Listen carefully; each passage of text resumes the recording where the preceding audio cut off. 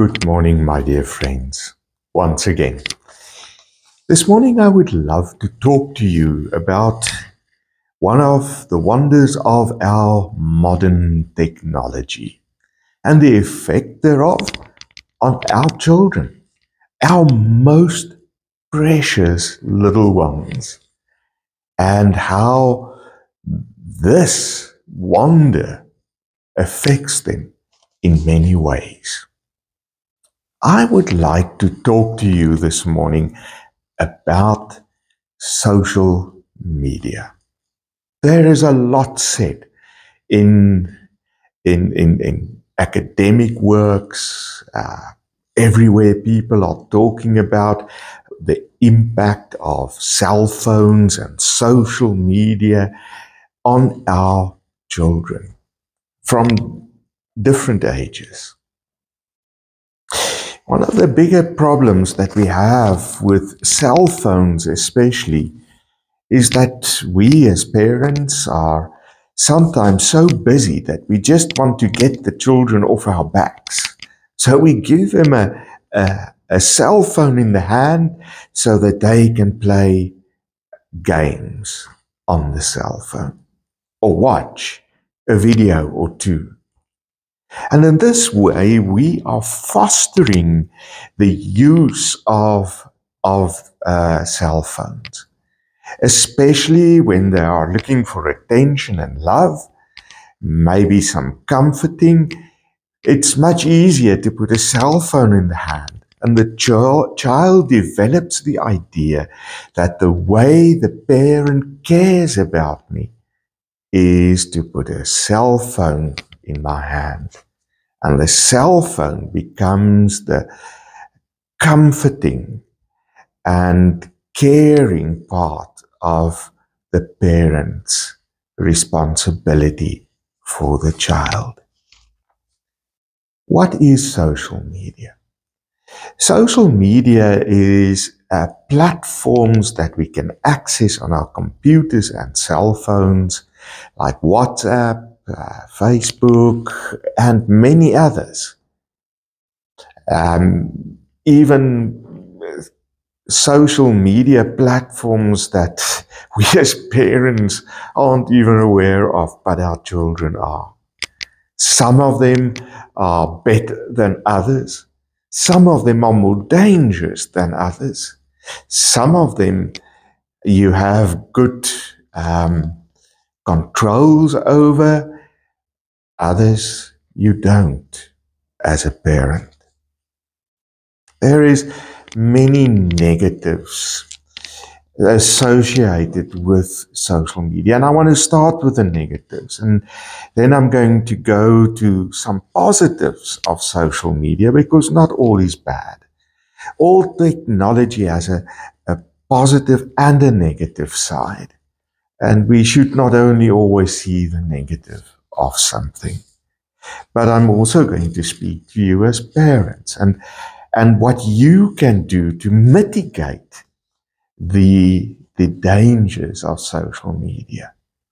I'm also going to talk very briefly, because I'm not a lawyer in any sense or form or way, about the law in South Africa and what the law says can happen to our children when they abuse their cell phones and social media. Let's start off with the negatives. First of all, it is shown that 50% of our teenagers, of our children, have what they call FOMO, a fear of missing out. So therefore, the cell phones are very important. Important because they have the fear of missing out on friends that are contacting them, videos that may be shared that the friends group is going to talk about. And if they don't have access to it and they don't see it, then within their social group, they are going to feel out. They are going to feel that they don't belong and cannot contribute to the social group. It is very disconcerting, friends, when I read that 64% of our children experience hate on social media. This is very common, even in the chat rooms and online platforms where adults post. You post something that someone doesn't like, the type of comments that flow from that is egregious sometimes. The hateful words, the cursing, all the stuff that is said, and it becomes very personal very quickly. We as adults find it difficult to deal with these kind of remarks sometimes. Just think about the effect on your child. Social media has a very negative impact on the mental health of children. It is shown that it doubles the risk of anxiety in our children and depression, especially when they are using these apps or social media platforms for more than 3 hours a day. You hear it? Only 3 hours doubles the risk of anxiety and depression. It affects sleep and sleep patterns and the quality of sleep very negatively. The light that is observed, the blue light, is like sunlight and has an effect on the brain in such a way that it communicates to you to stay awake. It has an effect on our children's concentration. Then there is one of the worst, cyberbullying. It is said that 64% of our children experience social bullying on social media. This bullying leads to a low self-esteem amongst our children and sometimes even to suicide and the ideation of suicide. Social media has a very negative effect on our children's ability to have interpersonal relationships. It is much easier to talk to my friend via a social media platform than to talk to him or her in person. Social media has a very, very good way of distorting reality, unfairly comparing people with one another, manipulating the context and the content that is presented. Many of it is AI generated. So a young teenage girl looks at the AI generated beautiful body on social media and sees herself as fat and not beautiful enough, which leads to anxiety and depression and a very low self-esteem. It is being shown that 46% of children between the ages of 13 and 17 have a bad body image. They don't see their bodies as beautiful. and acceptable. On these social media platforms, it happens that our children are pressured to meet unrealistic expectations, especially our adolescent girls, around weight and other things in their lives. It lowers, as I've said previously, self-esteem, it fosters anxiety, and it promotes inadequacy amongst our children. With boys, we see a heightened irritability. One of the other very bad things that happens on social media is catfishing, where a nefarious person tries to get personal information by catfishing, and it can lead to kidnapping and sexual exploitation and everything that goes along with it. Cyber stalking is another one. The grooming of our children. There are people that have bad ideas of what they would like to do with our children.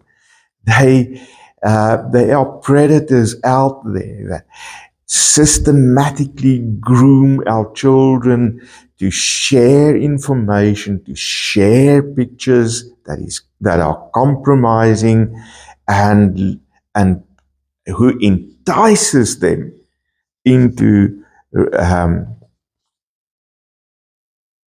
relationships that is to the detriment of our children. Grooming that can lead to trafficking of our minors. Then there is sexting, sending of pictures, nude pictures of a child. It can also lead to a kind of addictive behavior. A child cannot go without his cell phone fix. Those are some of the negatives, which is very concerning to me as a parent. There are also some positives, and I'm only going to name a few. It does, in a way, enhance communication. A very shy child may rather use a cell phone to make contact with friends. One of the most positive aspects thereof is that you get access to information that you previously didn't. You don't have to go out to a library and read many books. It's all at a fingertip. It could also raise awareness about social issues. And of course, there are many economical benefits. You can use your cell phone and social media platforms to promote a business. This may not be appropriate yet for children, but it can be positive for adults. What should our parents do? What should we as parents do to protect our most precious children?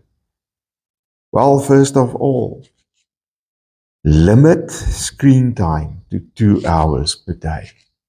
It's very interesting. France is at the moment considering laws that would make it illegal for any teen under the age of 16 of owning a cell phone because of the dangers of social media.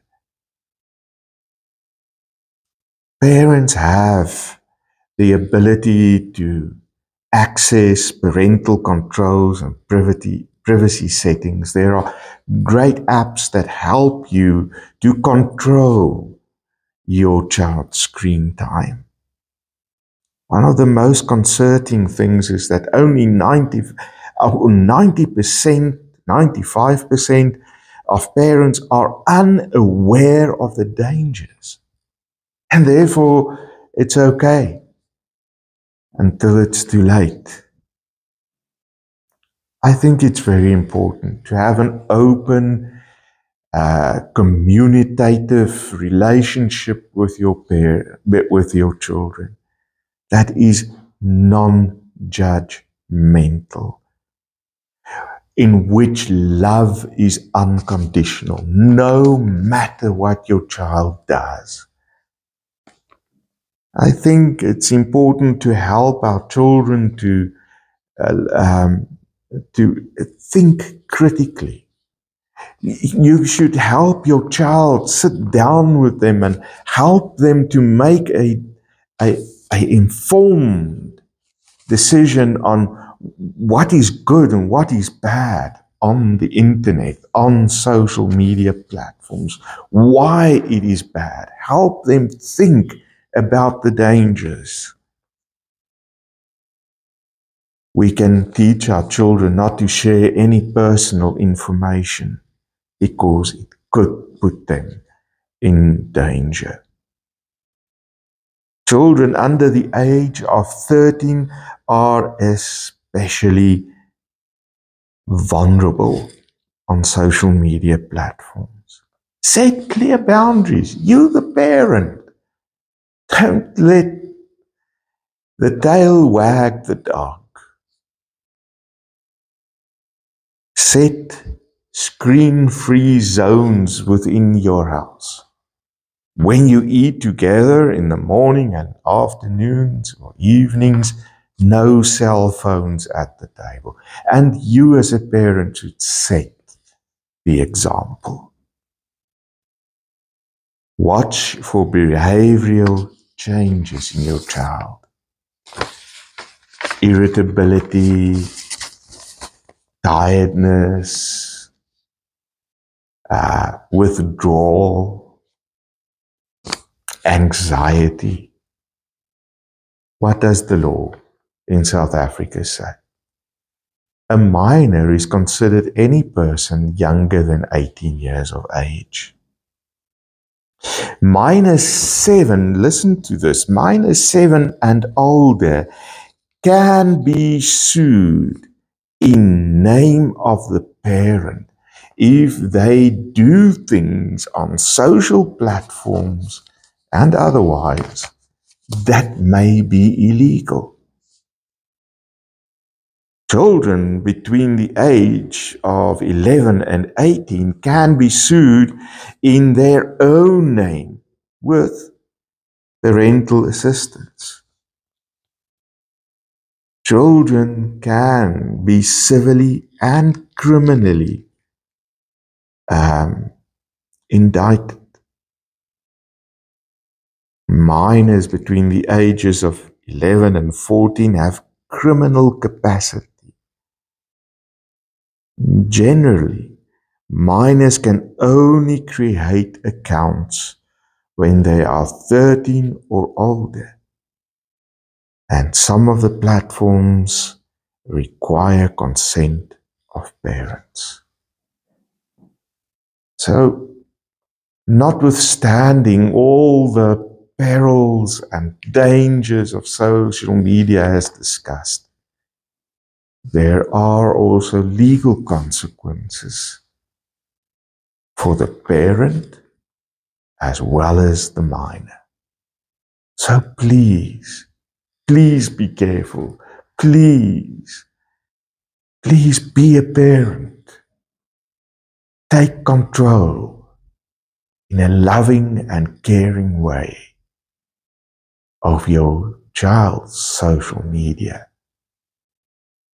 and their time using it. Thank you, dear friends, and have a great day. Until we speak again, keep well. Goodbye. Let me introduce myself as well. I am Leon Forsman. I'm a pastor, reverend, here in Pietermaritzburg at the Hayfields Dutch Reformed Church. And I am a parent of two grown-up children, but at some point in time, they were also teenagers. I only too late realized what the impact of social media was on my children, and especially my daughter. So please, dear friends, I not only speak as a pastor, I speak also as a parent. Take care. Goodbye.